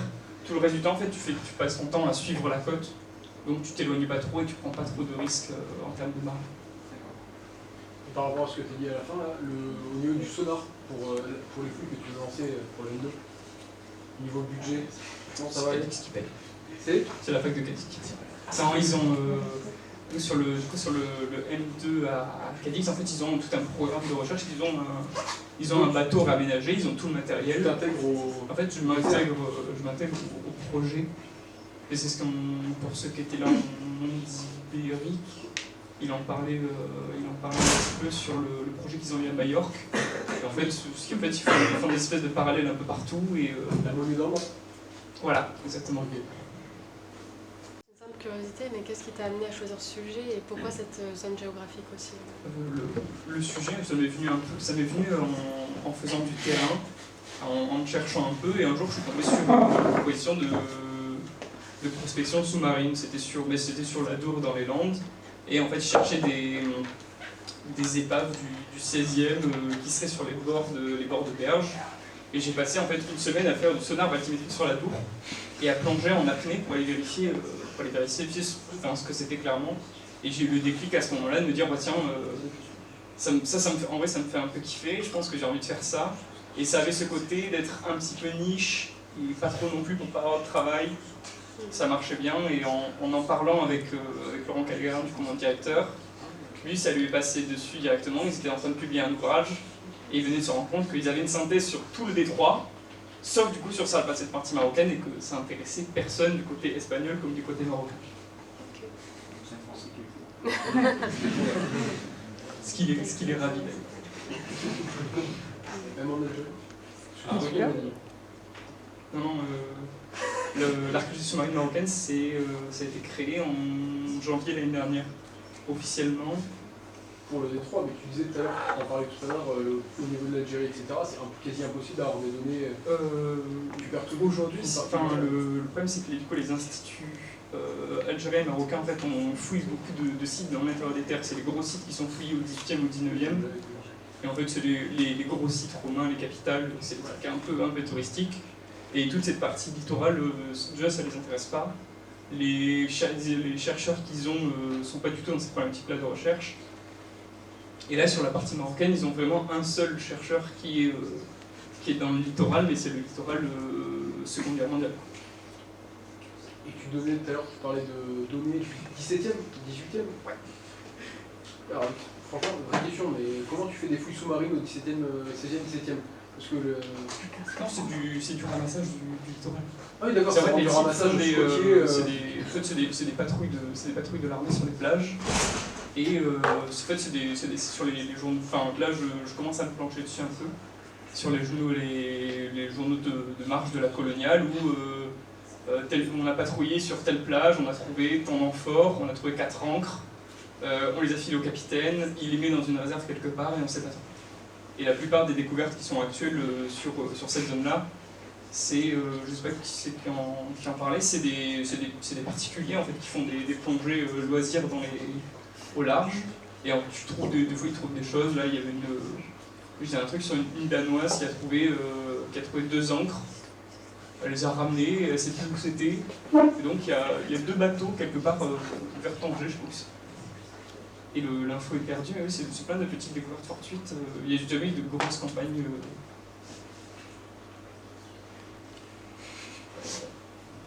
Et bien merci. Vous savez, moi je crois pas qu'il y ait de bonnes ou de mauvaises situations. Bon, ben, j'avais prévu quelque chose de plus sérieux à l'origine, mais quand j'ai vu l'engouement qu'il y avait pour tous les jeux de mots, je me suis dit, autant y aller à fond, quelque chose de vraiment drôle. Alors, j'ai commencé par avoir cette idée de Charles VII chez les Gascons. J'imagine que je ne parle pas très bien dans le micro, c'est ça? Rapproche-le de toi. Vas-y. Là, c'est bon. Ah, voilà. Parfait. Donc, c'est la première fois que je dis un micro, donc soyez indulgents s'il vous plaît. T'inquiète. Alors, bien, comme vous l'avez sûrement remarqué, j'ai pris Astérix comme modèle et je vais vous raconter l'aventure de Charles VII dans le pays des Gascons. Donc bien sûr, mon travail il sera plutôt comique et très exagéré, donc ne prenez pas du tout à la lettre tout ce que je vais vous dire. Donc voilà, nous sommes en 1442 après Jésus-Christ. Toute la Gascogne est occupée par les Anglais. Toute, eh bien non, une petite cité d'irréductibles continue et toujours à résister à l'envahisseur anglois. Hein, bien sûr, ces méchants Anglais. Donc cette petite cité gasconne est sous domination du bon peuple français à l'origine, mais là, contre de mauvaises fortunes, ils se sont fait agresser par ces Anglais, et ce pour plusieurs siècles même. Parmi ces bons Français, tout le monde connaît cette bonne France, tous ces seigneurs et tous ces rois. Hein, j'imagine que vous les connaissez tous, n'est-ce pas? Non? Tout à fait. Faut-il les présenter? Oui. Eh bien, nous avons parmi eux, en premier, le bon Charles II d'Albret, le meilleur guerrier du royaume, et le grand irréductible de Gascogne, qui possède justement cette pauvre ville de Tartas qui s'est fait piquer par les Anglais. À ses côtés, il y a le puissant Gaston IV de Foix, un homme discret, mais qui a décidé finalement de suivre son bon roi Charles VII, qui, à la différence de son père, qui était encore pas encore assez décidé. Et donc, ensuite, nous avons le troisième larron, Arthur de Richemont, qui est le connétable de France et le grand ordonnateur de cette belle armée de Français, et qui va suivre son roi, le super Charles VII, qui est le grand chef de ce beau village qu'est la France, et qui va diriger ses troupes lui-même jusqu'en Gascogne pour aller découvrir cette bien drôle contrée où se mêlent sauvage et pauvre. Durant cette quête, ils vont bien sûr affronter les troupes du perfide Henri VI, roi des Anglois. Donc notre histoire commence en la petite cité de Tartas, gouvernée par les bons chefs gascons qui ont été corrompus par ces occupants anglais d'au-delà des mers. Donc il y a bien longtemps qu'ils ont été pris, depuis une époque très lointaine où ils ont subi des supplices inimaginables, hein, bien sûr. Et donc en 1438, le fier Charles II d'Albret, accompagné de nombreuses troupes de mercenaires, bien sûr, on va dire, gentils avec toutes les paysans du coin, ils vont gentiment faire une expédition en Gascogne et tenter de libérer cette pauvre ville de Tartas.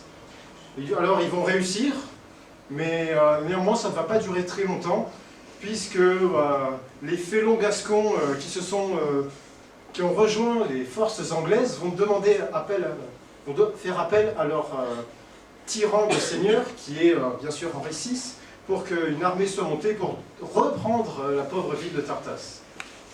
Ce qui est fait en 1441, et bien sûr, le pauvre Charles II d'Albret, lui aussi, va devoir faire appel à l'aide à son roi. Puisque en 1441, les troupes anglaises et les troupes françaises se battent au coude à coude et incapables de décider qui va garder la ville. Donc on décide l'année prochaine de faire revenir tout le monde pour décider qui sera le vainqueur. Donc le roi Charles VII, grand seigneur qu'il est, accepte avec grande bonté d'aller aider son meilleur ami Charles II d'Albret. Donc il décide de faire son grand voyage jusque dans le sud-ouest, où il va rencontrer moultes aventures et péripéties. Et pour cela, il décide d'abord de se rendre à Toulouse, hein, la bonne vieille Tolosa, où il rencontre tous ses soldats là-bas, afin de monter cette belle expédition. Et il arrive donc ensuite, après Toulouse, à Tartas, le 24 juin 1442, où bien sûr aucun Anglois ne se montre par peur bien sûr de la force de ce grand Charles VII, qui est bien sûr, comme tout le monde le sait, invincible. Non pas forcément à cause de la potion, mais tout simplement parce que c'est le roi de France et que les Anglois ont tous peur.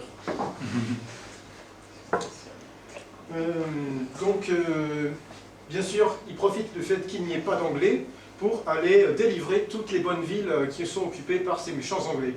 Donc il commence par... Non. Voilà. Donc, il part de Toulouse, Tartas, et il commence par Saint-Sevé, qu'il délivre assez rapidement avec tous ses bons et forts soldats.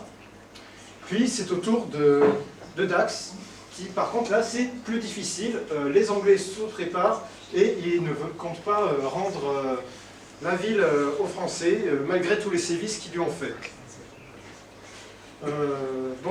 Après beaucoup de combats, la ville se rend, mais malheureusement, les troupes françaises sont à court de nourriture, puisqu'en effet, comme tout le monde le sait, dans les Landes, rien ne pousse, et il n'y a rien de fait. De plus, le connétable se fait même vider son carrosse. Les pauvres miséreux du coin avaient très faim, et ont décidé de piller son chariot. Donc, comme il n'y a plus de nourriture, après la prise de la ville, ces pauvres soldats français sont obligés de rentrer et se réapprovisionner plus dans les terres. Et on dit bien sûr merci à ce bon vieux Gaston IV pour les ravitaillements. Quelqu'un de très aimable. Donc le roi se ravise et décide d'aller plutôt le long de la Garonne pour continuer à botter les fesses de ces irréductibles Anglais qui nous causent toutes sortes de torts. Et donc il commence par Marmande, et puis il arrive jusqu'à l'Aréole, qui est très important puisque ce sera la plus difficile des prises, puisqu'elle durera jusqu'à l'hiver. Et oui, cet hiver très rigoureux, cet hiver qui causera beaucoup de dégâts à l'armée, puisque la Garonne va geler, et là, plus aucun moyen d'amener de nourriture. Ah, encore un problème environnemental local. On peut dire que le sud-ouest, c'est pas pour tout le monde. Et bien sûr, les Anglais vont résister jusqu'au fait qu'il y ait quelqu'un qui a incendié le logement de Charles VII, qui va bien sûr miraculeusement s'en sortir. Comme tout le monde le sait, il est invincible. Donc ce victorieux Charles VII, à cause de la nature locale, il est obligé de rentrer chez lui parce qu'il fait très très froid. Et donc il se dit qu'il a gagné puisqu'il a quand même permis à Charles II d'Albret de garder Tartas. Donc fier de lui, il décide de rentrer, d'abord passer les fêtes à Montauban, c'est ça, où là-bas il fait un grand banquet, et comme toutes les fins de ses aventures, il va réunir tous ses amis, tous ses compagnons et sa famille, afin de faire un grand banquet final. Comme tout le monde le sait, c'est comme ça dans la tradition française. Et il aura une petite pensée, enfin, avant de rentrer chez lui dans le Nord, avant peut-être un jour de rentrer de nouveau en Gascogne pour faire la fête. Bon, merci de m'avoir écouté.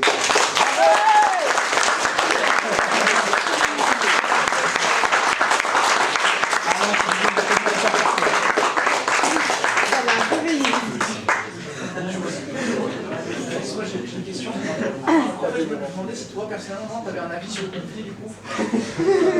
Franchement, je me trouve quand même assez partial.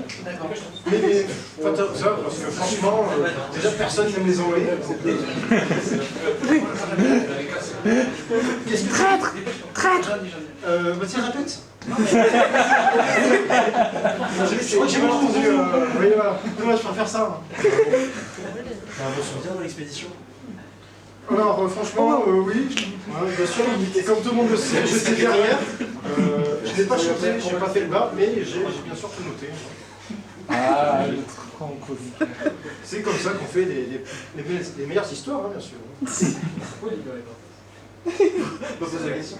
Oui, rien. Pourquoi libérer Tartas? Parce que franchement, Tartas.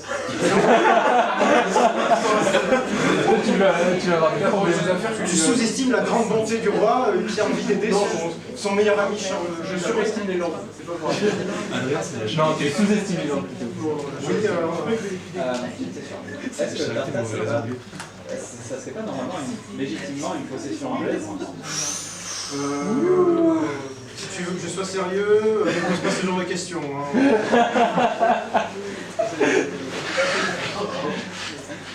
c'est le problème. Mais non, pourquoi libérer la place? Donc, d'après moi, après toutes mes recherches, j'en ai conclu que cette histoire de la reconquête de la Gascogne, c'est à la fois un contexte politique et militaire, parce que c'est non seulement la reconquête de la France enclenchée depuis toutes ces années-là, avec Jeanne d'Arc et tout ça, qui va permettre au roi de remonter d'abord à Paris, plus important, et puis en 1442, et puis d'abord en 1438, on se retrouve dans une période où le roi vient de finir de reprendre Paris, et les finances anglaises sont très mauvaises, les Anglais sont incapables de produire des troupes, et le roi, ça fait longtemps qu'il n'a pas aidé les Gascons, ils l'ont déjà beaucoup aidé pour reprendre le reste de la France, et voilà une opportunité en or pour pouvoir reprendre la France, enfin la Gascogne, puisque Charles II d'Albret l'appelle à l'aide. Donc là, il y voit une très bonne occasion. De plus, en même temps, il a un conflit avec les autres seigneurs qui n'apprécient pas du tout sa politique, puisque sa politique, c'est de ne pas faire la paix avec les Anglais, alors qu'à l'époque, beaucoup de ces seigneurs veulent la paix avec les Anglais. Et en même temps, il organise une réforme de l'armée qui vise à donner le contrôle de l'armée au roi et non plus aux seigneurs locaux, on va dire à ces seigneurs, qui ils ne sont pas du tout d'accord. Et donc là, il y a une grosse confrontation qui va arriver avec la praguerie, qui va se terminer par la victoire du roi. Et à partir de là, le roi va continuer cette politique de réforme de l'armée et bien sûr de pas de paix avec les Anglais. Et juste avant Tartas, il y a ce qui s'appelle la réunion, j'ai plus le nom de la ville, où c'est une réunion qui est dirigée par le duc de Bourgogne et de Bretagne, qui veulent justement faire la paix avec les Anglais, donc ils réunissent tout le monde pour dire au roi ce qu'ils ne veulent pas. Et le roi dit, bon vous savez, j'ai pas que ça à faire, moi il faut que j'aille m'occuper des Gascons, donc je vous envoie quelques émissaires, débrouillez-vous, la paix ce sera pour plus tard. Donc en même temps il profite de cette conquête pour asseoir son pouvoir, puisque c'est pas la guerre qui va, d'après moi, asseoir son pouvoir sur le reste des seigneurs, puisqu'avec ses victoires, personne ne lui dit que c'est un mauvais roi. Et ainsi, en faisant une victoire, on va dire, assez simple, puisqu'il n'y a aucun Anglais en Gascogne, à part quelques défenseurs locaux, les Gascons traîtres, on va dire, il va pouvoir faire une victoire facile et en même temps reprendre encore plus de pouvoir et repousser la paix avec les Anglais. Et c'est quoi une praguerie? Parce que tu en as parlé. Mais... Alors la praguerie, ça vient d'un événement qui a eu lieu à Prague, une révolte. Ah non, regarde, c'est pas celle dont tu crois. C'est une autre praguerie. Ça, c'est la défenestration de Prague, voilà, quand tu parles. Et c'est aussi une révolte qui a eu lieu à peu près à la même époque. Et donc, on assimile la révolte qu'il y a eu contre Charles VII à ce qui s'est passé à ce moment-là à Prague. Donc, on lui donne le nom de praguerie. Non, parce que là, c'est une révolte de nobles. Partage écrit, c'est une révolte paysanne. Oui, si tu veux. C'est le principe de nom. Mais là, c'est plutôt une révolte vraiment de seigneurs qui veulent prendre l'avantage sur le roi et y mettre leur propre poupée qui sera le fils sur Louis XI. D'autres questions? Oui, Mathias. Pourquoi cette expédition de Charles VII elle est moins connue que la bataille de Castillon? Oui. C'est très simple parce que Castillon c'est la victoire finale et que là on est vraiment sur une victoire en demi-teinte puisque déjà on va dire la moitié de ce que le roi va conquérir va être repris par les Anglais. Donc déjà Dax c'est fini, l'Aréole je crois qu'il va tenir. Il n'y a que Saint-Sevé qui est et Tartas qui vont rester après, mais donc c'est une victoire en demi-teinte, parce que le roi a quand même engagé beaucoup d'hommes, beaucoup d'argent, et pourtant c'est pas non plus la meilleure des victoires. D'accord. Et surtout que on est en 1442, Castillon c'est en 1453, entre temps il y aura une paix en 1444, donc c'est pas le moment. D'accord. Bon. Eh bien merci. A few moments later. Bon, déjà, je suis désolée, moi j'ai pas de belle petite histoire à raconter, au contraire de Loïc. Donc je vais vous parler de ce qui m'amuse depuis 3 mois. Donc, je travaille sur les inondations au Moyen-Âge et cette étude elle est à inscrire dans un cadre plus large qui est celui des catastrophes naturelles. Donc la catastrophe naturelle, en fait, elle ne se définit pas par l'ampleur des dégâts causés, puisqu'en fait le niveau de panique il dépend de plein d'autres facteurs. Mon travail il n'a pas pour objectif de faire un inventaire des inondations ou de justement explorer les dégâts qui ont pu être causés, mais ça va plutôt être d'approcher le sens qui est donné à l'événement par les médiévaux et de voir comment en fait ils vont mobiliser leur culture pour faire face à la violence, à l'imprévu, à la destruction humaine et matérielle. Donc pour faire ça, je m'appuie sur des chroniques et j'exclus les sources qui vont être issues des institutions urbaines qui pour la plupart en fait font juste cas des destructions de ponts, des digues qui ont pu être construites, alors que les chroniques au contraire vont permettre de voir quelle est la vision qu'on se fait de l'événement.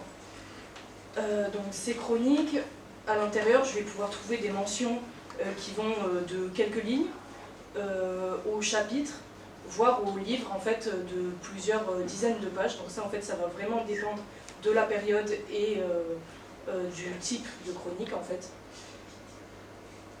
Et... excusez-moi. Donc du coup, ces chroniques quand même, elles méritent d'être mises en perspective avec quand même des sources archéologiques pour voir quelle image on se fait de l'inondation, même si les dégâts par exemple ont pu être minimes. Donc même si je m'appuie sur des sources littéraires, il va quand même falloir que j'explore ce domaine-là pour comparer en fait, et voir comment exactement on raconte l'inondation, peu importe si elle a été grave ou pas. Et en fait, justement, c'est sur ça que je m'appuie, et ça va être la première étape de mon travail, puisque les chroniques, elles vont permettre de voir sur quels éléments du réel, en fait, se situe la limite de l'intelligibilité de l'événement pour les médiévaux. Ça, c'est pas quelque chose que je peux voir dans les sources urbaines, donc tout ce qui va être registre de comptes, etc.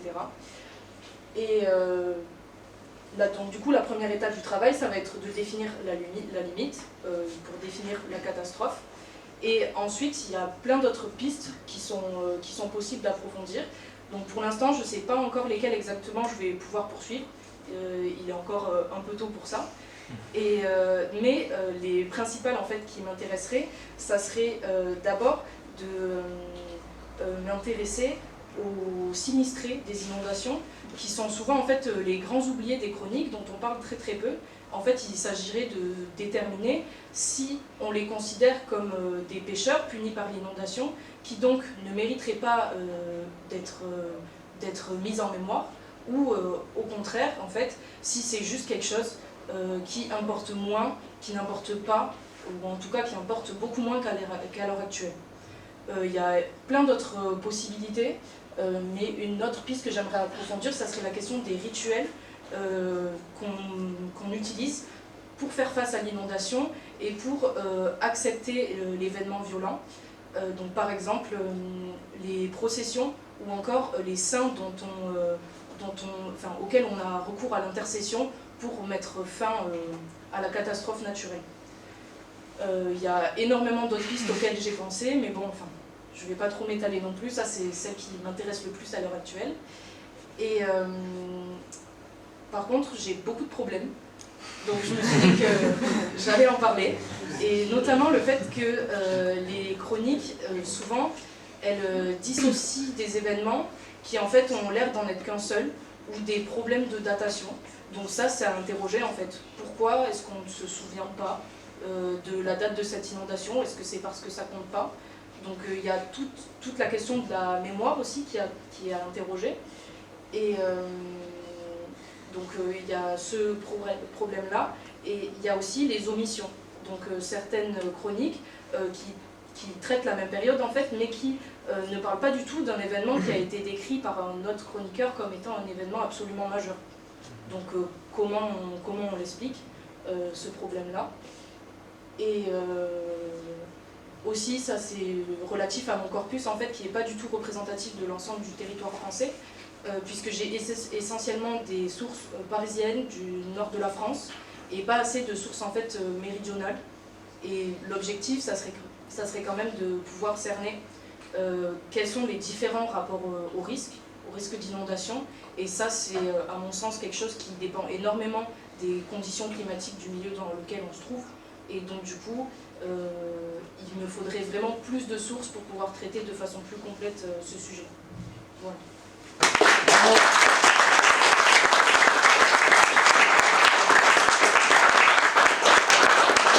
Juste oublié de dire un truc, il y a une chose dont je suis à peu près sûre pour l'instant, c'est que les chroniques et les chroniqueurs et les médiévaux de façon générale ne limitent pas en fait la catastrophe naturelle et les inondations à la volonté de Dieu, parce qu'on a tout à fait conscience que ça peut être lié à seulement un dégel qui a été trop rapide, à de fortes pluies, et que l'idée de châtiment divin, en fait, elle est très rare dans tout ce que j'ai pu lire. Et qu'il y a des éléments naturels qui sont pris en compte. Donc par exemple sur cette inondation qui a eu lieu à Valenciennes, elle est attribuée à la comète en fait, qu'on voit traverser le ciel, magnifiquement bien représentée. Et donc du coup c'est attribué simplement à la comète et pas à l'action de Dieu. Et c'est le cas dans la plupart des chroniques que j'ai pu lire. Oh ouais. Oh là là. Attention, Ben, je commence par devant. Alors j'avais déjà une question de ce que j'ai pu voir, de ce que tu as pu expliquer. Les sources abordent vraiment pas beaucoup les victimes humaines des inondations. Du coup, comment est-ce que tu envisages de contourner ce problème-là si jamais ça reste un problème central? Est-ce qu'il y a des données archéologiques? Est-ce qu'il y a d'autres sources possibles? D'un point de vue archéologique, je sais qu'on ne retrouve pas de tombes de personnes mortes à cause d'une catastrophe, parce qu'en fait l'objectif c'est de vite enterrer les personnes et de leur donner une sépulture adaptée, et en fait elles sont enterrées au même titre que les autres. Donc par rapport à ça, il y a un premier enjeu, c'est que moi, mon intuition à l'heure actuelle, c'est qu'on ne les voit pas juste comme des gens qui ont péché, qui ont été punis par la catastrophe. Voilà, parce que des fois, on a tout à fait conscience que ça relève simplement de la contingence, en fait. Hein, donc voilà. Et c'est quelque chose qui est énormément, que j'ai énormément lu dans ma bibliographie, en fait. Mais moi, à l'heure actuelle, je retrouve déjà en fait des mentions de victimes, de personnes auxquelles on porte secours. Donc par bateau, on se déplace pour aller leur donner à manger, etc. Donc je pense que je vais arriver à trouver quelque chose, mais pour l'instant je ne suis pas encore certaine, parce que je me concentre sur mon premier problème qui est la définition de la catastrophe. Qu'est-ce qui fait une catastrophe et qu'est-ce qui est acceptable ou non comme inondation pour les personnes qui la subissent. Voilà. Question un peu d'égo-histoire finalement. Comment t'es arrivé à te dire en M1, tiens, je vais travailler sur les inondations? Non pas que ce soit un sujet qui doit être traité, mais comment tu te dis, parce qu'il y en a qui arrivent sur Tarspas, etc., c'est local, et comment tu te dis, j'arrive sur les inondations? Non, une vraie question. Moi, à la base, j'étais intéressée par la thématique environnementale. Je voulais faire l'histoire médiévale, et M. Gourou m'a gentiment proposé ce sujet qui m'intéressait. Donc je me suis dit pourquoi pas. Voilà, tout simplement. Mais ce que je voulais, c'était faire de l'histoire environnementale. Voilà. Même si au final, c'est plutôt culturel qu'environnemental, hein, ce que je suis en train de faire. Mais, Tu peux faire de l'histoire environnementale pour le Moyen-Âge? T'as les sources? Vraie question. Oui. Non mais au sens... Là, c'est elle qu'il faut... Je te réponds du coup, oui, on peut tout à fait. Je sais pas si t'attends que je vous détaille un peu, mais... Non, c'est une vraie question. Et j'ai une question sur les bandes chronologiques. Les chroniques, il y en a beaucoup. Moi, je me concentre surtout sur la fin du Moyen-Âge. Donc, j'exclus pas le fait d'aller voir le XIIIe siècle ou même avant. Ce sera plus, je pense, dans une démarche comparatiste que vraiment m'attarder longuement sur ces chroniques-là. Déjà parce qu'en fait, il y a beaucoup moins d'événements de ce type-là qui sont racontés dans les chroniques antérieures. Et il y a beaucoup plus aussi de chroniques par la suite, donc c'est plus simple et je pense que je ne peux pas me concentrer en fait sur toutes les périodes, hein, donc c'est pour ça que je me concentre sur la fin du Moyen-Âge. Est-ce que tu as pu étudier phénomène de récurrence dans certaines régions d'inondation Oui, en fait, là, pour l'instant, selon les régions, enfin, je vois un peu en France à quoi sont liées les inondations, à quelle période elles interviennent, selon le climat, en fait. Et du coup, il y a différents types d'inondations, donc soit par des gels, soit à forte pluie. Et en fonction de ces critères-là, elles interviennent surtout soit au printemps, soit en décembre, janvier. Mais pour l'instant, je peux pas, en fait, j'ai pas encore la matière pour définir clairement par rapport à mon corpus quand est-ce qu'interviennent les inondations dans telle ou telle région. D'accord. Voilà. Merci Lilou. Merci.